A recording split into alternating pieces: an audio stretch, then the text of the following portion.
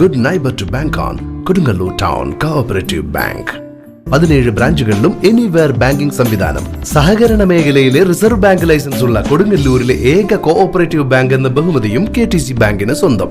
Good neighbour to bank on Kodungallur town cooperative bank.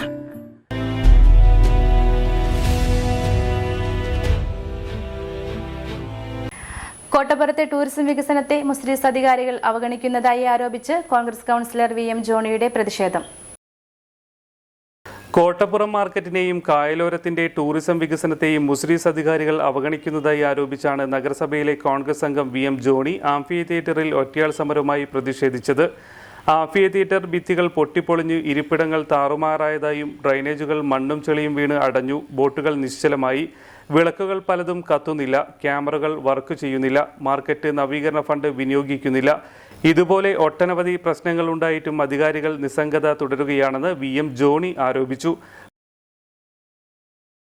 ഇവിടെ ഏതാണ്ട് 16ഓളം ബോട്ടുകൾ സർവീസ് നടത്തിയിരുന്നു. ഒരു സെക്കൻഡ് പോലും ഒഴിവില്ലാതെയാണ് ആ ബോട്ടുകളെല്ലാം സർവീസ് നടത്തിക്കൊണ്ടിരുന്നത്. ഇന്ന് ആ ബോട്ടുകൾ ഓരോന്നോരോന്നായി ഇല്ലാതെയായി. ഇന്ന് വെറും 2 ബോട്ടായി. ഈ 2 ബോട്ട് തന്നെ ഏതെങ്കിലും ഒരു പ്രധാന ദിവസങ്ങളോ എന്തെങ്കിലും വരുമ്പോൾ അതിന് സർവീസ് നടത്താൻ ആളുണ്ടാവില്ല. അതൊരു അവഗണന. നമുക്കറിയാവുന്നതുപോലെ ഈ ആംഫി തിയേറ്റർ ഒട്ടേറെ പൊഴുനിലാവ് പോലുള്ള പരിപാടികളും ഒട്ടേറെ സാംസ്കാരിക പരിപാടികൾ നടക്കുന്ന ഈ ആംഫി തിയേറ്ററിൻ്റെ ചുറ്റും ഒന്ന് നോക്കിയാൽ നിങ്ങൾക്കറിയാം, മുഴുവൻ പൊട്ടിപ്പൊളിഞ്ഞ് താറുമാറായി കിടക്കുന്നു. ഈ ടൈൽ വിരിച്ച ഭാഗങ്ങൾ മുഴുവൻ പൊട്ടിപ്പൊളിഞ്ഞ് കിടക്കുന്നു. ഈ പുഴയോരത്ത് കിടക്കുന്ന എല്ലാ ഭിത്തികളും പൊട്ടിപ്പൊളിഞ്ഞ് കിടക്കുന്നു. കൂടാതെ ഡ്രൈനേജ് സിസ്റ്റം ഉണ്ടാക്കിയതിന് ശേഷം അതിനകത്തേക്കൂടി അതിൻ്റെ ഉള്ളിലൂടെ പൈപ്പ് ലൈൻ വലിച്ചിട്ട് അതെല്ലാം മണ്ണ് വന്ന് മൂടി ആ ഡ്രൈനേജ് മുഴുവൻ ബ്ലോക്കായിരിക്കുന്നു. പ്രശ്നങ്ങൾക്ക് പരിഹാരം കണ്ടില്ലെങ്കിൽ ജനകീയ സമരവുമായി മുന്നിട്ടിറങ്ങുമെന്നും അദ്ദേഹം പറഞ്ഞു.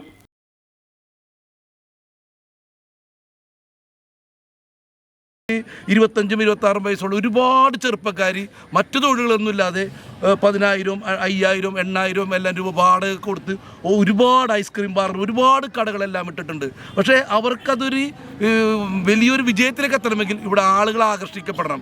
ആളുകൾ ആകർഷിക്കപ്പെടാനായിട്ട് ഗവൺമെൻറ്റിൻ്റെ ഭാഗത്തുനിന്ന് അവഗണന മാത്രമേ ഉള്ളൂ. ഈ അവഗണനയിൽ പ്രതിഷേധിച്ചുകൊണ്ടാണ് ഒരു വാർഡ് കൗൺസിലർ എന്നുള്ള ലെവലിൽ ഞാൻ മറ്റൊന്നും ചിന്തിക്കാതെ തന്നെ ഇന്നത്തെ ദിവസം, ഇന്ന് മന്ത്രി കൊടുങ്ങല്ലൂർ വരുന്നുണ്ട്, ഒട്ടേറെ ഉദ്ഘാടനങ്ങളെല്ലാം ചെയ്യുന്നുണ്ട്. പക്ഷേ ആ ദിവസം തന്നെ ഇന്നൊരു പ്രതിഷേധം നടത്താൻ വേണ്ടിയാണ് ഞാനിവിടെ ഇരിക്കുന്നത്. പ്രിയമുള്ളവർ, നമുക്കറിയാവുന്നത് തന്നെ തൊട്ടുപുറയിൽ കാണുന്നൊരു മുസ്ലിംസിൽ നിർമ്മിച്ചൊരു കപ്പേളയുണ്ട്. അന്ന് ഇവിടെ പള്ളിയുടെ അധികാരികളോടെല്ലാം പറഞ്ഞത് ഇത് ഗവൺമെൻറ് ഏറ്റെടുക്കുകയാണ് കപ്പേള.